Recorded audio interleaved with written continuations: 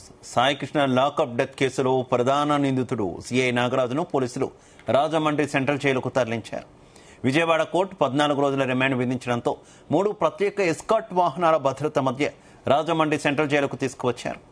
వచ్చే నెల 8వ తేదీ వరకు రాజమండ్రి సెంట్రల్ జైల్లోనే సిఐ నాగరాజు రిమాండ్ కొనసాగనుంది. లాకప్ డెత్ కేసులో మరింత దర్యాప్తు కోసం సిఐ నాగరాజును రాజమండ్రి సెంట్రల్ జైలు నుంచి పోలీస్ కస్టడీకి కోర్టు అనుమతి ఇవ్వాల్సి ఉంటుంది.